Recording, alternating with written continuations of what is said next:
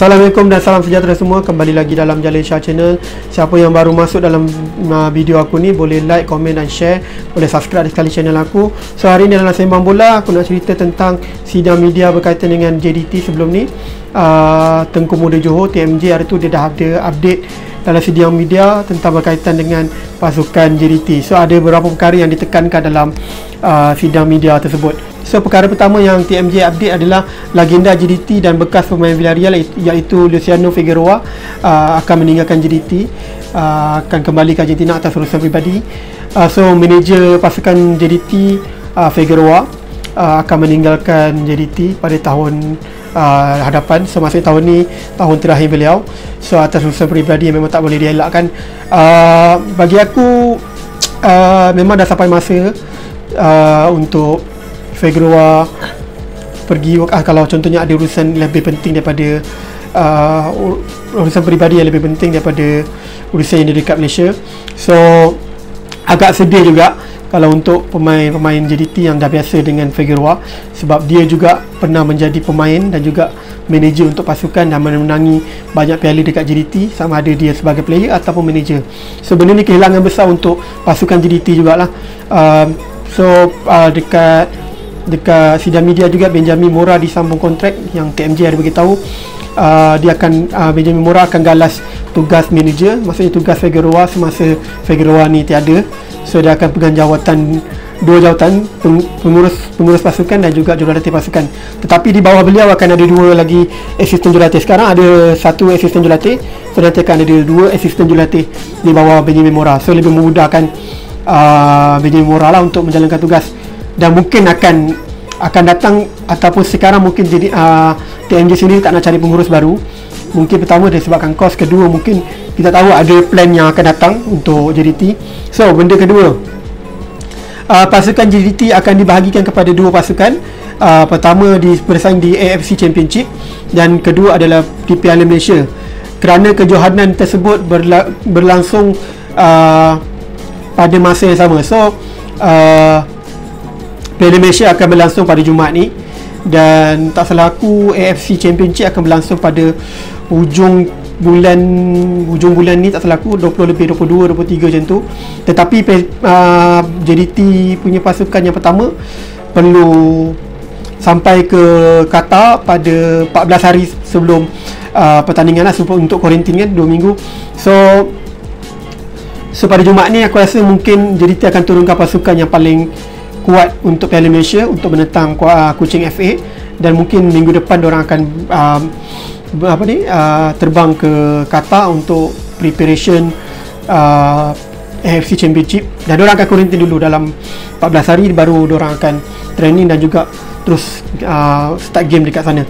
Okay, so update ketiga, penyerang Diego akan bermain di Piala Malaysia, manakala penyerang JDT 2 Fernando Rodriguez akan bermain di FC Championship. So aku rasa ini antara satu plan jadi TMJ, sebab aku rasa mungkin kita tak tahu bila Diego akan berpindah ke kelab Thailand, dia balik ke Thailand. So kita tak tahu bila dia punya kontrak dekat JDT akan habis. Aku pun tak pasti, mungkin disebabkan mungkin AFC Championship punya tempoh perlawanan tu agak lebih lama daripada Piala Malaysia. So mungkin dia meletakkan Diego di tim Piala Malaysia, mungkin sebab dia punya tempoh perlawanan tu agak singkat daripada AFC. Mungkin juga ataupun dia nak seimbangkan pasukan, boleh jadi, sebab dia pun benar beliau bercakap dia nak seimbangkan pasukan di Piala Malaysia dan juga AFC Championship supaya balance lah. Ya, kita tak tahu, mungkin lepas pada game pertama atau kedua Piala Malaysia, Diego akan terus balik ke kelab Thailand lah. Okay, so perkara kelima yang beliau highlight kat sini, pengganti untuk Diego untuk musim depan. So beliau memberitahu Camilo da Silva akan menggantikan Diego. Dan Camilo da Silva ni bekas pemain Gangnam FC dan juga kelab Whitecap dekat Liga Amerika. So beliau juga pernah dinobatkan sebagai pemain penjaring terbanyak pada tahun 2013 dekat Whitecap. So aku rasa satu penggantian yang agak bagus. Camilo da Silva, aku dah tengok video dia sebelum ni, masa beliau bermain dekat Mexico, dekat Ganam dengan juga dekat Whitecap. So aku rasa player ni dia agak, kalau nak dikatakan dia macam Diago, aku rasa bukan. Diago ni lebih kepada macam, kalau kat Liga Thailand dia lebih kepada false nine. Maksudnya dia pure striker. Tapi kalau untuk JDT, Diago banyak bantu wings lah, macam Chodro Cabera ataupun Safawi menjaringkan gol lah. Untuk game dia agak berlainan. Tapi kalau untuk Camilo da Silva ni, aku tengok dia lebih pada wing. Dia punya permainan macam Cabera sikit. Dia banyak control game, banyak kontrol bola, So dia ada skill dia, so dia finishing pun bagus. Dia bukannya pure striker tau, bukan false nine tau. Dia lebih kepada wing. Tapi dia boleh main striker juga, sebab dia pun, aku tengok finishing ni pun bagus juga. So TMJ ada bagi tahu beliau dah tengok player ni hampir 2 tahun. Tapi sebelum ni disebabkan harga beliau terlampau mahal, so dia orang kena sabar. So player ni berumur 32 tahun, berasal dari Brazil. Aku rasa penggantian okey lah. Macam Diago dulu sebelum ni pun masa dekat Liga Thailand, masa JDT friendly dengan apa nama kelab dia, kelab Diago sebelum ni, pun JDT TMJ pun dah beritahu dia minat dengan Diago. Tapi disebabkan Diago punya harga pun 1 juta lebih selaku masa tu, so dia terpaksa tangguhkan. Selepas 2 tahun pun sama juga baru dapatkan Diago, sama juga macam Camilo ni. Okay, so benda ke-6 yang di-highlight kat sini, bekas pemain Felda United Daniel Amir sah menyertai JDT. So dia Daniel Amir menyertai JDT secara percuma. Padahal sebelum ni, pada tahun lepas, TMJ pernah cakap dia cuba dapatkan Daniel Amir, tapi disebabkan harga terlalu mahal, Felda meletakkan harga 1 juta untuk Daniel Amir. Dan TMJ cakap kita tunggu sampai kontrak dia habis, dan juga memang tahun ni kontrak dia habis dan JDT sign untuk Daniel Amir. Dan juga TMJ ada bagi tahu mungkin ada seorang lagi pemain tempatan yang akan masuk pada musim 2021.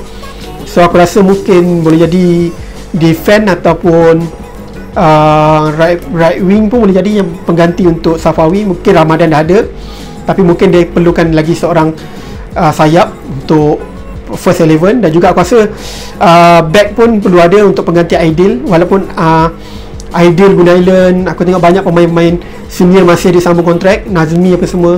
Ni benda yang bagus lah untuk JDT. Okay, so benda yang ketujuh, pemain muda seperti Ramadan Safullah, Arif Haiman, dan juga seorang lagi pemain JDT, aku tak ingat nama dia, juga diserahkan kepada pasukan utama. So benda yang bagus. So JDT dah mula menggunakan pemain tempatan untuk bermain di Liga Utama. So benda yang bagus lah. Dan dia bagi tahu yang JDT mengalami kerugian sebanyak 35 juta tahun ini disebabkan COVID-19. So benda ni memang tak boleh nak buat apa lah. Aku rasa hampir semua tim sedang ada masalah yang sama. Sampai UKM dan juga Felda United pun gagal untuk diswastakan.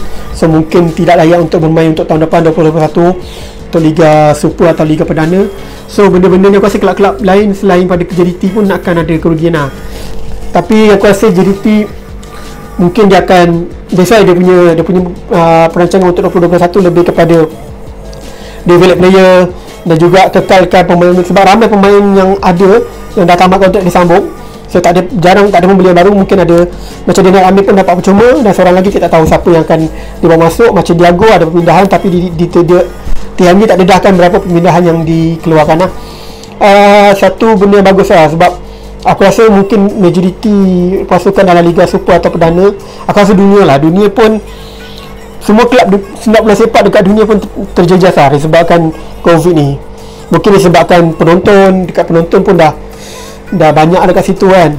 Penaja, lepas tu merchandise, baju ke apa semua kan, so rugi kat situ lah.